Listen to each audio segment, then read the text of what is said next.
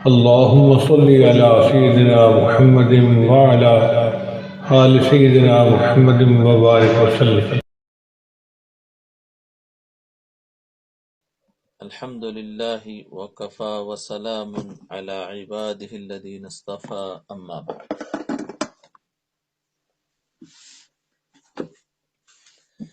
دیکھو آج ہے، ابھی تک چل رہی تھی حب دنیا اور اس کا علاج.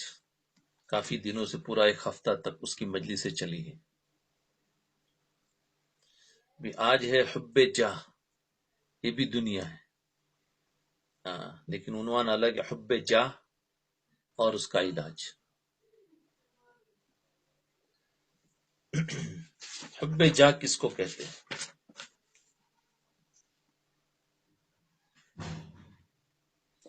حب دنیا کے بارے میں حضرت والا کے مختلف ارشادات کی تشریح عرض کر دی.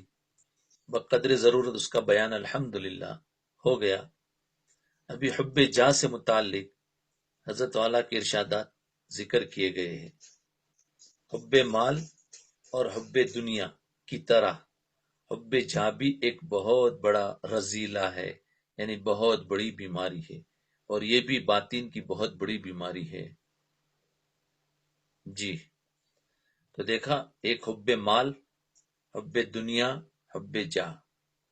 اور حضرت شیخ فرماتے ہیں کہ حب مال سے بھی بڑھ کر حب جاہ ہے. یہ جلدی نہیں جاتی حب جاہ جو ہے نا. ہاں تو یہ ہے جاہ کی تعریف. جاہ کس کو کہتے ہیں؟ جاہ کے معنی ہے مرتبہ، اسٹیٹس.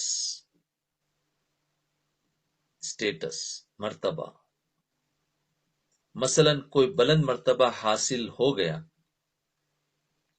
یا کوئی بڑا عہدہ مل گیا، یا لوگوں میں شہرت حاصل ہو گئی، مقبولیت حاصل ہو گئی، لوگ عزت کرتے ہیں، تعریف کرتے ہیں، اس کا نام جاہ ہے.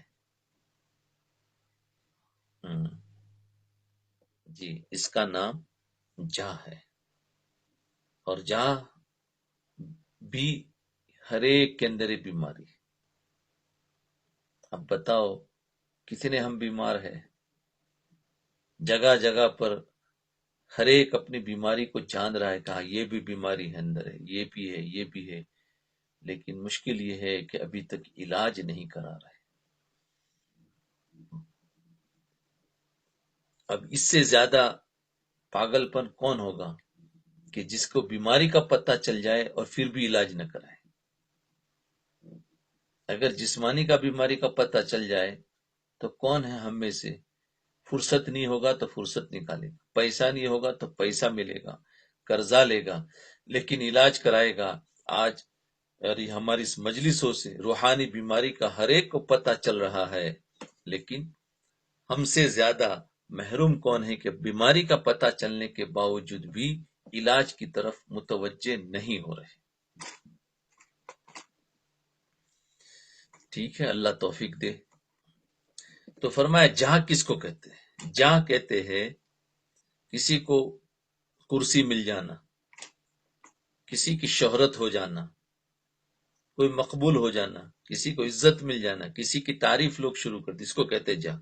یعنی لوگوں کے ذہنوں میں ایسا مرتبہ پیدا ہو جانا جس کی بنا پر لوگ عزت کرے اور لوگ تعریف کرے. جی اس کو کہتے ہیں جاہ. حب جاہ ہلاک کرنے والی بیماری. حب جاہ ہلاک کرنے والی بیماری. بتاؤ اس کو دوسرے الفاظ میں کیا کہے؟ کینسر کی بیماری. اب بتاؤ اگر کسی ڈاکٹر نے بتا دیا تمہیں کینسر لگ گیا ہے، کیا کرے گا؟ بھاگا بھاگا پھرے گا، ٹینشن میں آ جائے گا. لیکن ہمیں ایمان کا کینسر لگ گیا. ایمان کی بیماریاں جو ہے اس کے کینسر میں سے ایک یہ ہے کہ حب جاہ ہلاک کرنے والی. ہلاک یعنی انسان موت لے لے گا. اس جاہ کا آغاز یعنی یہ حب جاہ کہاں سے شروع ہوتا ہے؟ حب مدح سے ہوتا ہے کہ میری تعریف کی جائے.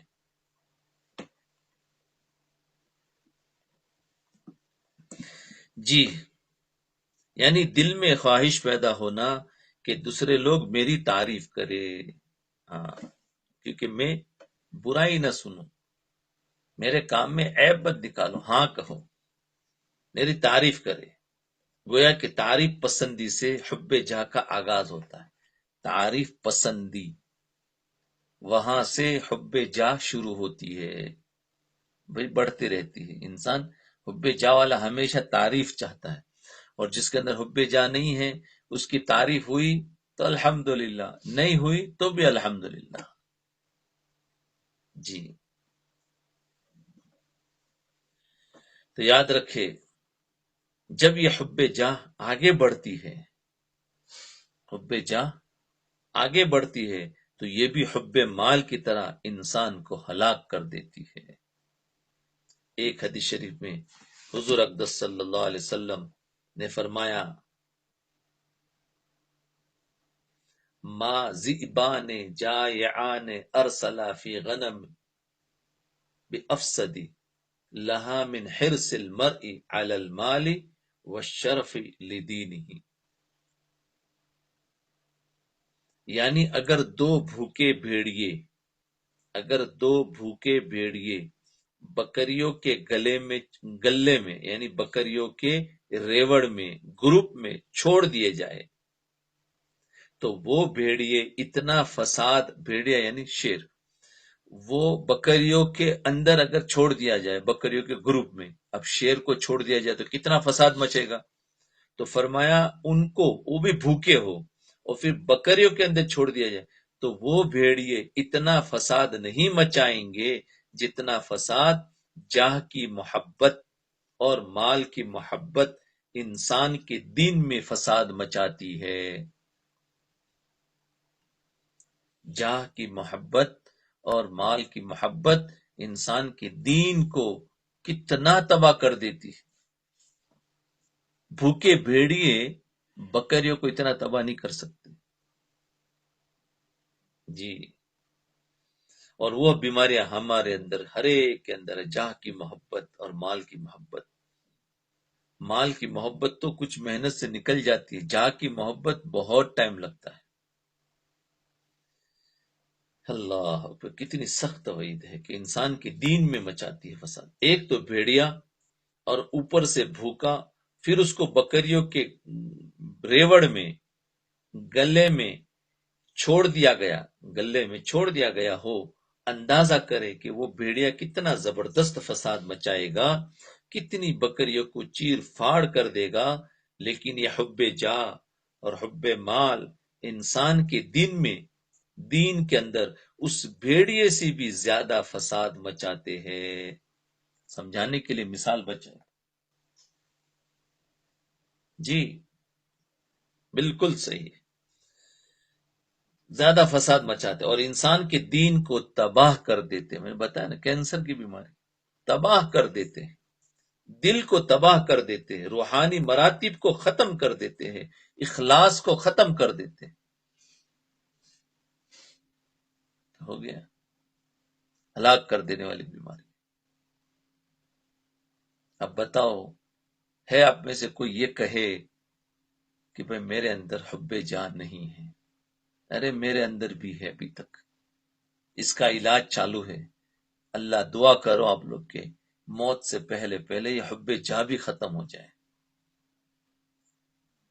جی، بہت بھری ہوئی ہے، بہت بھری ہوئی۔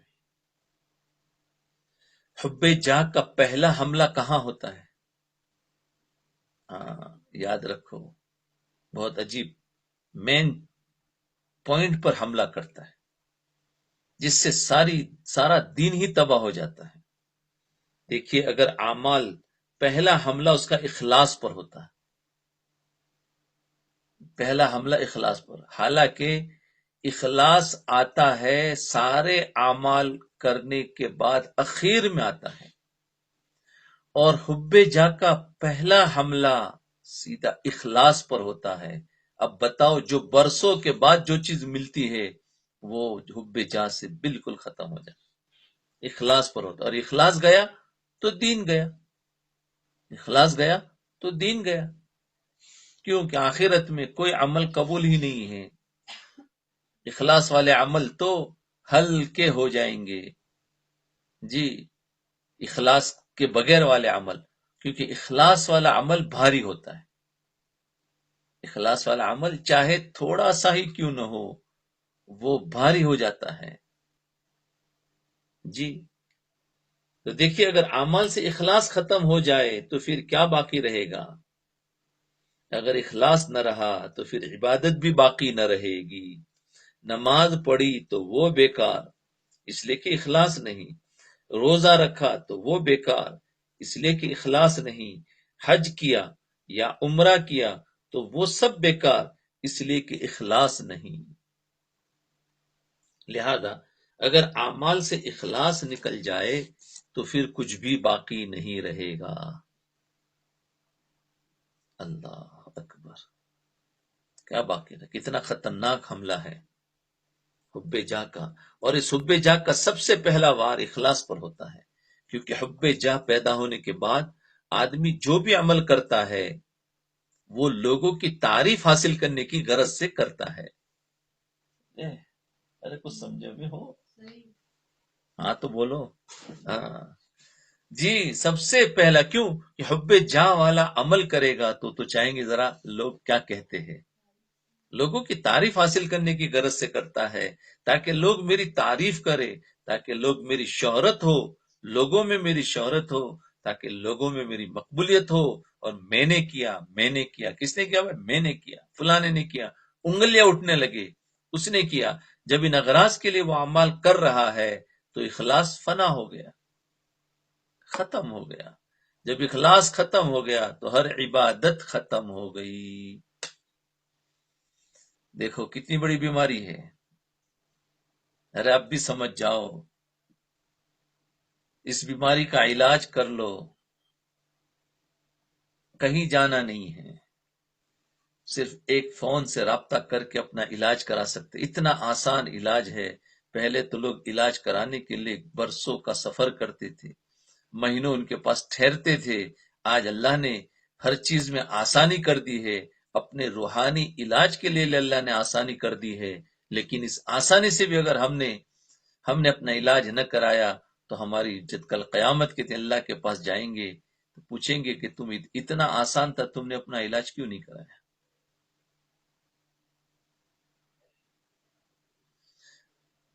بچائے کیسے اپنے آپ کو؟ تو علاج کرنا ہے،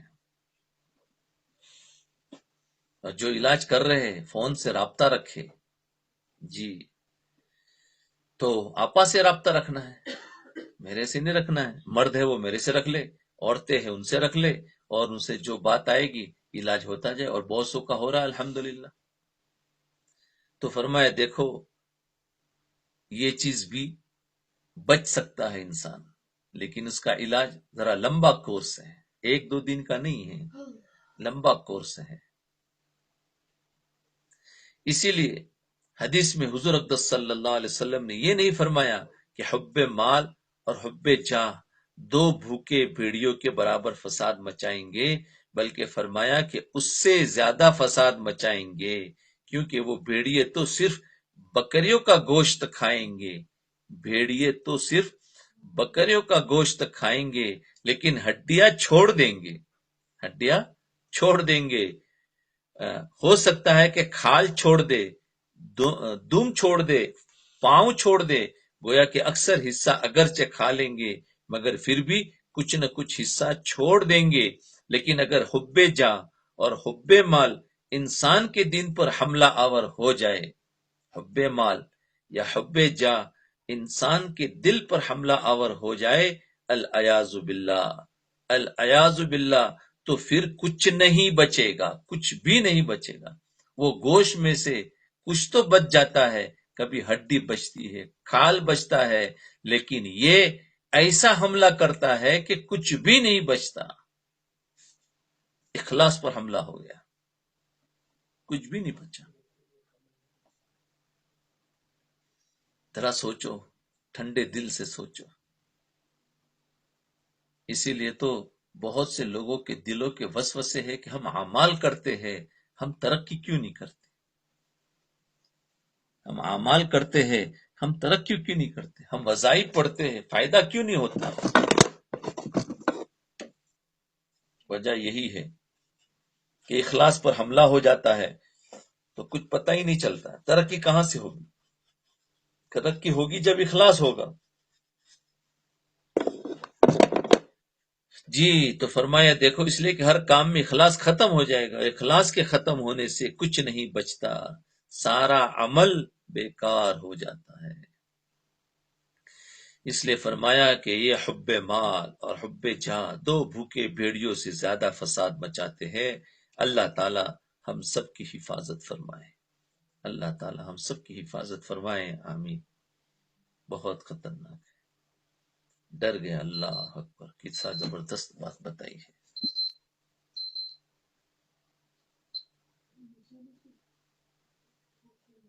ہم، ہم۔ جی جاہ، اب سنو آگے، جاہ ایک ناپائیدار اور غیر اختیاری چیز ہے، بتائیں گے۔ ہم۔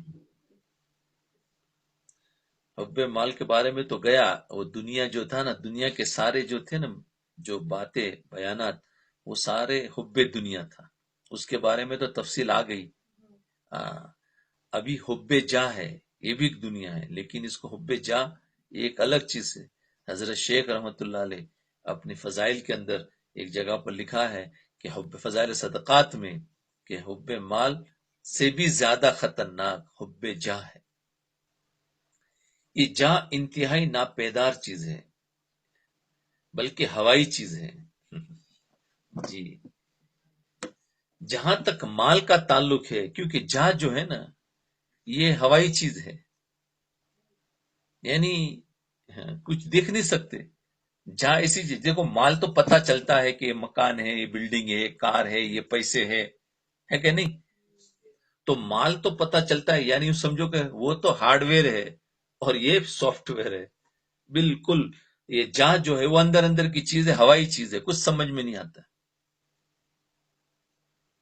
جہاں تک مال کا تعلق، اس کی تو پھر بھی کچھ حقیقت ہے، پیسے رکھے ہیں، جب ضرورت پیش آئے گی تو انسان اس کے ذریعے بازار سے چیزیں خرید لے گا، اپنی حاجات اور خواہشات انسان اس کے ذریعے سے پوری کر لے گا۔ لیکن جاہ یہ محض اعتباری چیز ہے، اعتبار بھی اپنا نہیں بلکہ دوسرے کا اعتبار، اور ایسی ہوائی چیز ہے کہ اس میں دوسرے کے بھروسے پر اس کو کچھ ہوتا ہے، اپنا بھی اعتبار نہیں، دوسرے کے اعتبار پر ہوتا ہے۔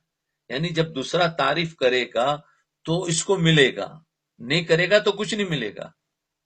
جا تو فرمایا دوسرے کے اعتبار، یعنی دوسرا شخص مجھے ایسا سمجھے، دوسرا شخص میری تعریف کرے، یہ جا ہے۔ تو یہ گویا دوسرے کے بھروسے پر چلتا ہے، کیونکہ یہ چیز ایسی ہے کہ اس کو مل ہی نہیں سکتی جب تک کہ دوسرا اس کو کچھ تعریف نہ کرے۔ یہ جائے، اور دوسرے کا کام انسان کے اپنے اختیار میں نہیں، اور دوسرے کا کام انسان کے اپنے اختیار میں نہیں۔ کیوں کہ وہ تو اللہ کے اختیار میں ہے، پتہ نہیں میرے اس فعل پر دوسرا تعریف کرے گا یا نہیں۔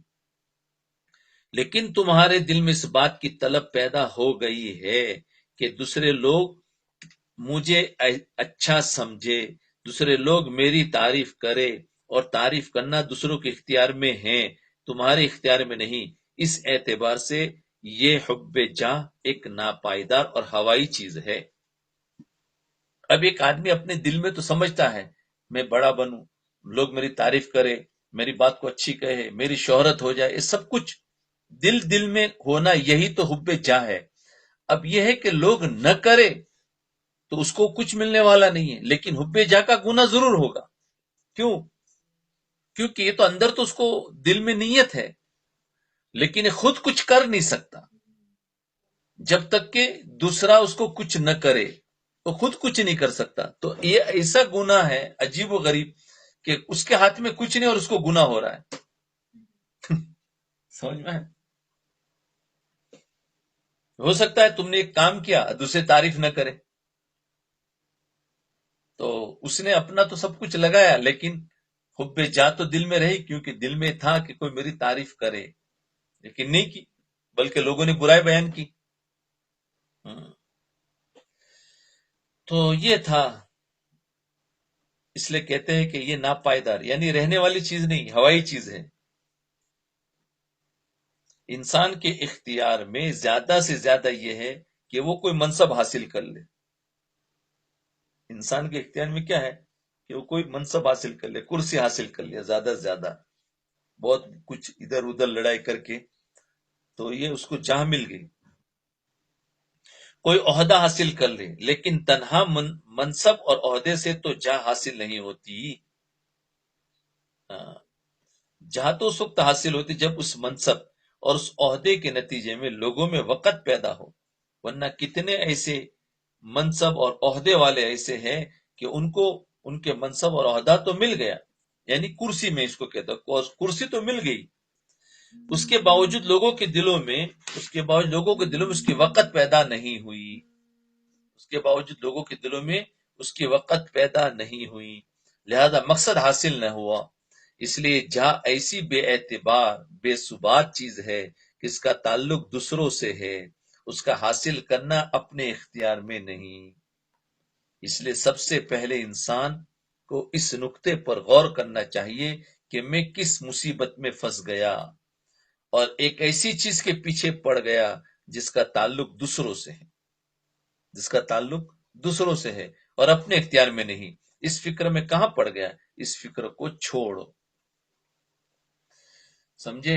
مال تو اپنے اختیار میں ہے نا، کہ میرے ہاتھ میں ہے، میں جیسے چاہوں استعمال کروں، جس پر چاہوں ظلم کروں، جو کچھ بھی اس کا اپنے ہاتھ۔ لیکن حب جہاں تو ایسی ہے کہ اس کے اپنے اختیار میں ہی نہیں ہے کچھ بھی، وہ دوسرا کرے گا تو اس کو ملے گا۔ دوسرا یہ کہ اگر کسی نے تمہاری تعریف کر بھی دی، مثلا آپ نے تقریر کی اور لوگوں نے آپ کی تعریف کر دی کہ جناب آپ نے تو بہت عمدہ تقریر کی، یا یہ تعریف کی کہ آپ نے تو بڑا اچھا مضمون لکھا، بڑی اچھی کتاب لکھی، یا آپ نے بڑا اچھا فتویٰ لکھا، یا آپ نے بڑے اچھے عالم ہیں، آپ نے بہت بہترین بات کہی، یا آپ نے بہت اچھا کام کر دیا اور فلاں جگہ پر آپ نے یہ کیا، ذرا کچھ بھی ہو، یا کسی وقت کسی شخص نے آپ کی تعریف میں ایک جملہ کہہ دیا تو وہ جملہ ہوا میں اڑ گیا۔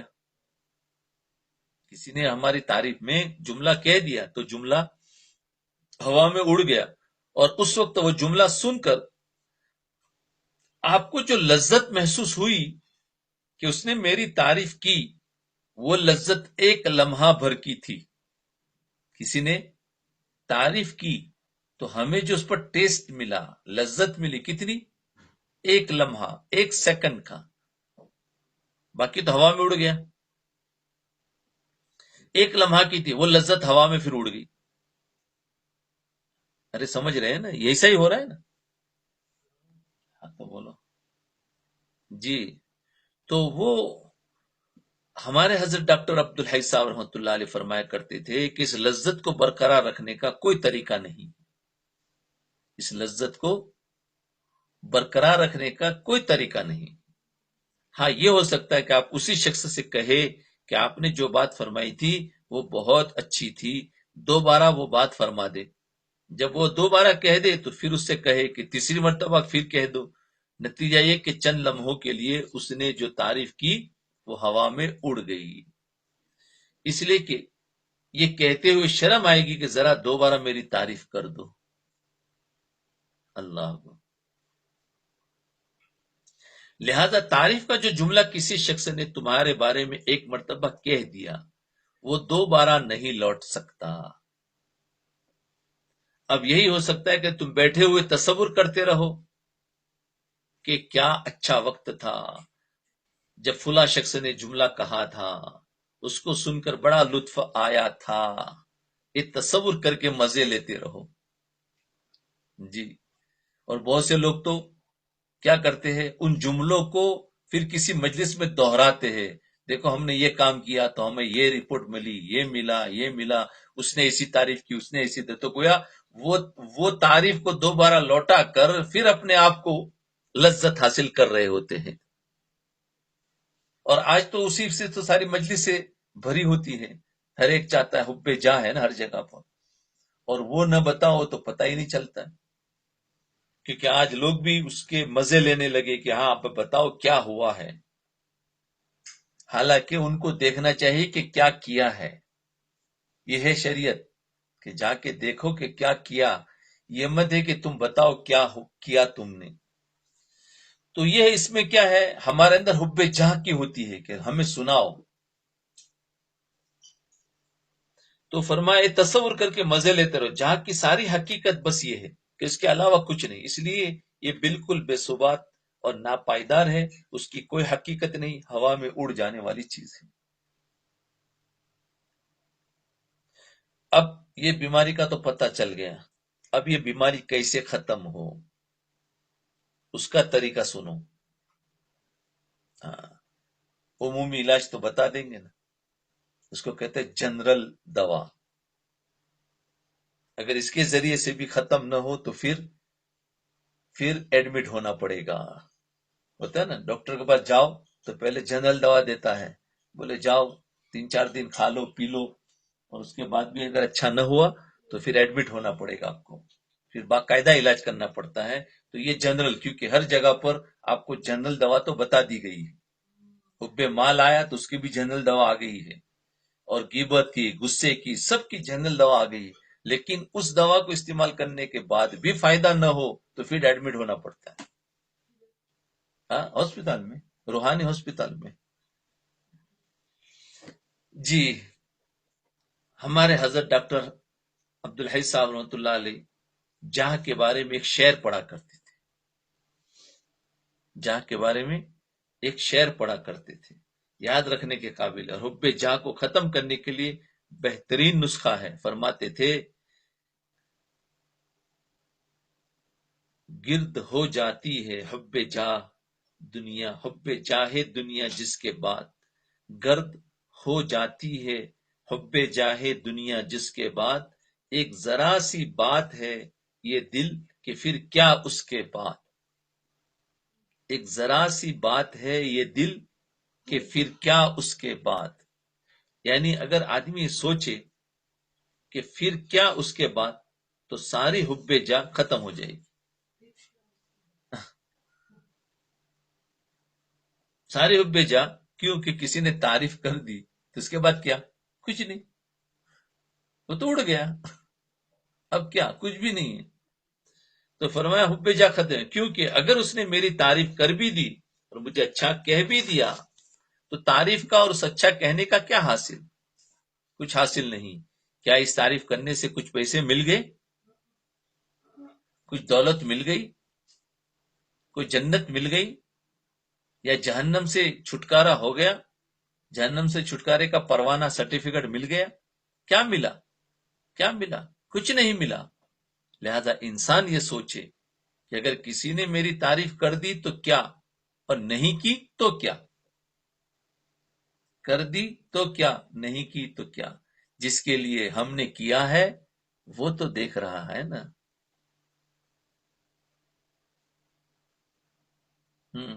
جی، آج تعریف کرنے والے کل وہی برائی بیان کرنے والے ہو جاتے ہیں۔ تعریف بھی ایسی مخلوق نے کی جس کی نہ تو تعریف کا کوئی بھروسہ اور نہ تنقید کا کوئی بھروسہ۔